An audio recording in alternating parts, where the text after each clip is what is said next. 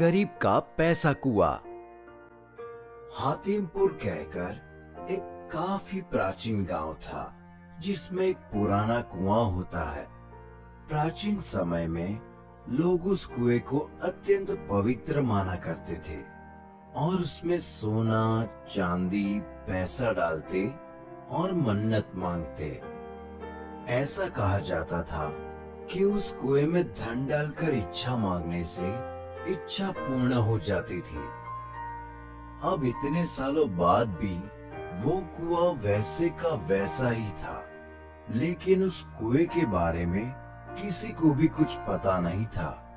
उसी गांव में आलोकनाथ कहकर एक गरीब आदमी रहा करता था, जो अपने हाथों से अगरबत्तियां बनाता और उन्हें टोकरी में भरकर बाजार में जाकर बेचता। कड़ी तपती धूप में सर पर टोकरी लिए आलोकनाथ, अगरबत्ती ले लो, अगरबत्ती ले लो, सुगंध और श्रद्धा से भरपूर, खुशबू ऐसी कि हो जाए पूरा घर संसार पवित्र। अगरबत्ती ले लो, अगरबत्ती। ये लो सेठ जी, ये अगरबत्ती। अरे हटो ना रास्ते से, आ जाते हैं मुंह उठा के।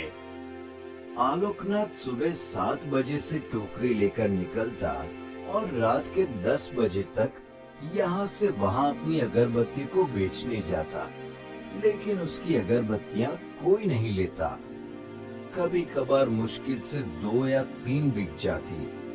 अब ना तो वो पढ़ा लिखा था और ना ही उसे किसी और काम की समझ थी। दूसरी नौकरी ढूंढना उसके लिए बहुत मुश्किल था। वो और उसकी बीवी दोनों के खाने के लाले पड़ने लगे। बीवी सुषमा चिल्लाते हुए, ये सब क्या है जी? यहाँ घर में चावल का एक दाना नहीं है और आप खाम का यूं रात भर जाग कर इन अगरबत्तियों को बनाते हो, जिनमें से एक भी अगरबत्ती तक नहीं बिक पाती। अभी तो सिर्फ खाने के लाले पड़ने शुरू हुए हैं। अगर यही हाल रहा ना तो बहुत जल्द हम दोनों को सड़क पर कटोरा लेकर घूमना पड़ेगा। ये सब देखकर तो मुझे ऐसा लग रहा है कि वो दिन भी दूर नहीं है। ये तुम कैसी बातें कर रही हो सुषमा? तुम तो देख रही हो ना, मैं पूरी निष्ठा और लगन से अपना काम करता हूँ, लेकिन अब सफलता नहीं मिल रही, पैसे नहीं आ रहे, उसमें मैं क्या कर सकता हूँ? तुम भी मेरा साथ छोड़ दोगी तो क्या होगा? आलोकनाथ बहुत दुखी दुखी रहने लगता है और फिर वो परेशान होकर एक दोपहर गांव के शिव मंदिर में जाता है, जो कि बहुत पुराना मंदिर होता है। हे शिव जी, ये सब क्या हो रहा है मेरे साथ? इतनी मेहनत करने के बावजूद भी कोई फल नहीं मिल रहा है। अब आप ही मेरे दुखों का कोई हल दीजिए, वरना ऐसे ही चलता रहा तो मैं और मेरी बीवी सुषमा, हम दोनों सड़क पर आ जाएंगे। मदद कीजिए शिव जी, मदद कीजिए। उसे प्यास लगती है और वो मंदिर के स्टोर रूम में पानी पीने जाता है। वहाँ मटके के पीछे एक पुरानी धूल से लिपटी हुई पुश्तैनी किताब पड़ी हुई होती है।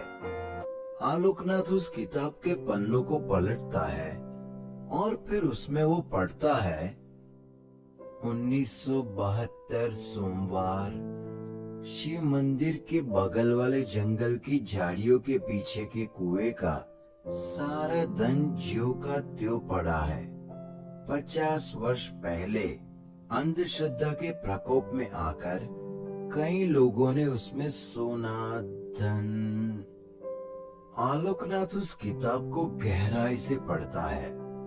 उसमें लिखा होता है कि अगर प्राचीन कुएं के धन को पाना हो तो नीचे दिए गए मंत्रों का उच्चारण करो और धनवान बन जाओ।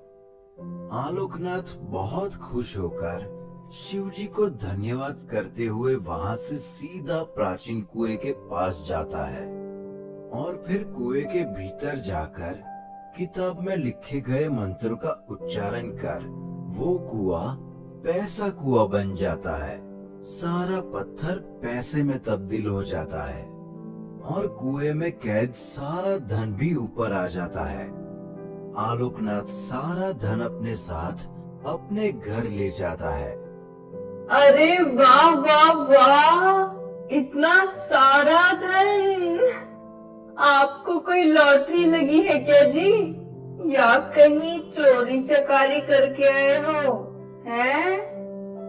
अरे नहीं सुषमा, दरअसल हुआ यूं कि आलोकनाथ सुषमा को सारी कहानी बताता है और फिर वो दोनों खूब खुश होते हैं और इतने सालों बाद अच्छा शाही खाना बनाकर खाते हैं और सो जाते हैं। अगली सुबह आलोकनाथ देखता है कि सारा पैसा तो गायब है और साथ ही साथ वो पुश्तैनी किताब भी गायब है। किताब और पैसे दोनों भी गायब है। हे भगवान! गुल्लू नाम के एक चोर ने उसके पैसे चुराए होते हैं और वो कुएं के सामने जाकर मंत्र पढ़ता है और फिर, हे जादुई कुएं, मुझे भी धनवान बना दे, अब आएंगे पैसे। लेकिन पैसे बाहर आने की जगह कुआं खुद गुल्लू चोर को अंदर खींच लेता है और वो चोर भी एक सिक्के में बदल जाता है।